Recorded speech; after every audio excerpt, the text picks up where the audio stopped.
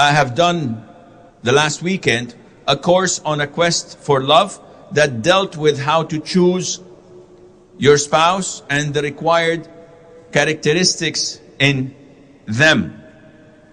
So, first of all, as a man, you're requested and instructed to choose a woman who has good characteristics, such as she has to be pious, righteous, God-fearing, religious. And this is the most important characteristic in your future wife. Whether she's beautiful, wealthy, or coming from a good family, this is beside the point. The most important thing is that she is practicing. And by practicing, we don't mean that she's wearing the niqab and the gloves. A lot of the Muslims think that this is to practice Islam. And so many who wear the niqab and wear the gloves do not pray on time, do not observe their fast. They are bad in character. So you have to look at a holistic and look at it in a holistic way as to whom is practicing and who is not. She has to have her modesty and chastity, because the Prophet told us ﷺ that among the women of hell are those who do not.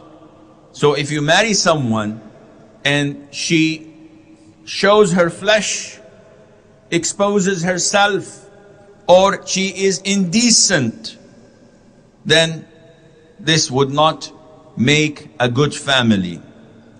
She has to be satisfied with whatever Allah gives her. And the most of the men here are saying, well, we got that wrong for sure.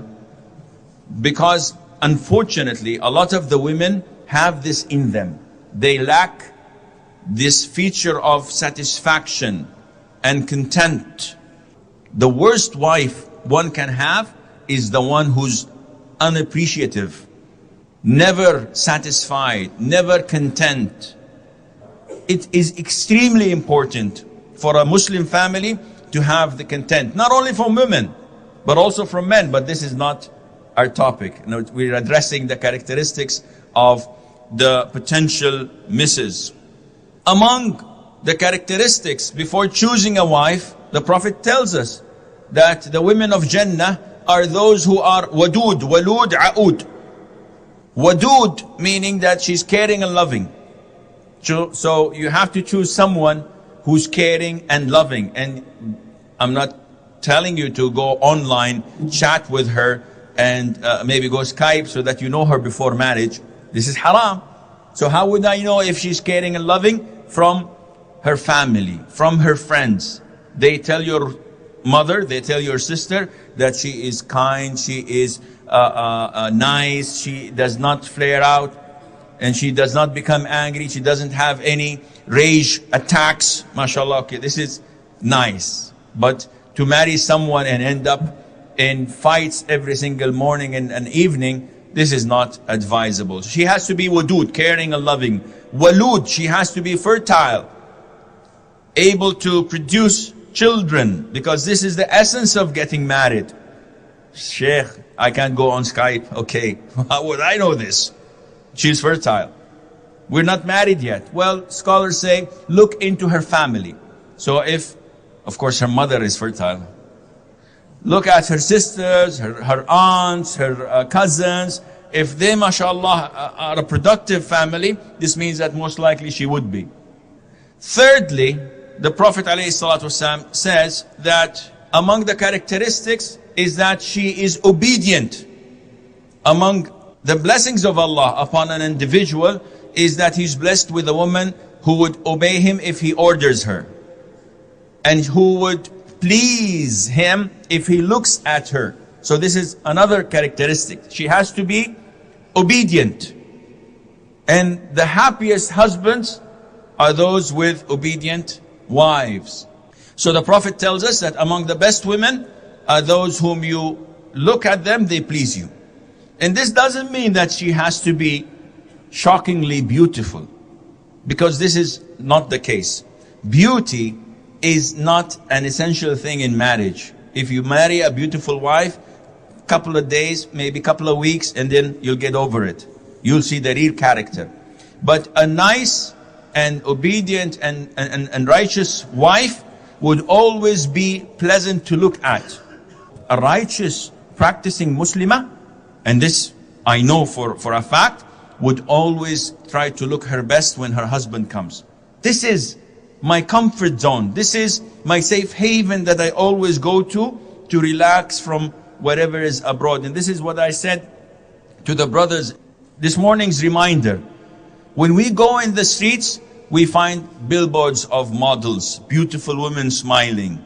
If I go into a shop, the saleswoman is smiling. If I go to the reception of the hotel, the receptionist is smiling. The co-worker, if you are, may Allah help you, working with the opposite sex, they're always smiling and mashallah, giggling. Once you enter the house, La ilaha illallah. All these smiles are gone down the drain. Subhanallah, why is it? Why is it? It should be the other way around. So this is what you should try to look for. Your wife, so to be inshallah, future wife, should honor your family. So if she does not respect and honor them, then try to make the right choice. She has to take care of his children. And the Prophet complimented sallallahu alaihi wasallam the women of Quraysh being soft-hearted to the children and being caring of their husbands. So this is the wife you should look for. And you could tell by asking about her. There are girls that are so caring and loving for children, it's an apparent characteristic in them. Everybody knows about this. And there are who are negligent and don't like kids and don't like children and don't clean them. This is not the right person for you. And she has to take care of his house. Khadija, may Allah be pleased with her, the wife of the Prophet ﷺ. What did Jibreel give her the glad tiding? He said to the Prophet ﷺ, Khadija is coming with food and drink. Give her the glad tiding and give her salam from me and tell her that Allah Azza wa Jal has made a house made of pearl, empty pearl shell for her, where there is no noise and there is no tiresome. Scholars say, why is it this for Khadija? Because she never ever made the Prophet work, alayhi salatu wasalam. She was his wife, she did all the work. And not only that, she would not make any noise in the house, neither her nor the kids. So whenever the Prophet went into his house, alayhi salatu wasalam, he did not want to leave. And that is why Allah rewarded her with this big pearl made of a palace with these things in them. So a good woman serves the house, she takes care of the house. The husband does not look at anything that is bad. Everything is tidy and nice. And finally, when you marry a woman, try your best not to take a jealous one. Because the Prophet ﷺ once was addressed by Anas, may Allah be pleased with him, and said, "O Prophet of Allah, why don't you marry a woman from Al-Ansar, from Medina?" He said, they are extremely jealous. And that's why he refrained from marrying from them. And when he married Salama, when he proposed to Salama, may Allah be pleased with her, Salama said, "O Prophet of Allah, I have a lot of children, and at the same time, I am extremely jealous." What did the Prophet say, alayhi salatu wasalam? As for your children, they are mine. As for your jealousy, I'll supplicate to Allah and Allah will take it away. So jealousy, extreme jealousy, is bad. You don't want to marry someone when you are watching pornography, God forbid, or on the internet, or cyber chat, or let's go video, or whatever. She says, okay, good night, I'm going to sleep, see you tomorrow. No, this is not a proper wife. You want someone, when you do something haram, she prevents you. When you try to flirt with a co-worker or with a neighbor, or she stops you. The one you do not want is someone, when talking on the phone, she says, "Who are you talking with?" Put it on loudspeaker. Swear by Allah Azza wa Jalla. Put your hand on your right eye and swear by Allah, it's a man. What kind of jealousy is this? No, this is not jealousy. Therefore, these are some of the characteristics you have to choose in a wife.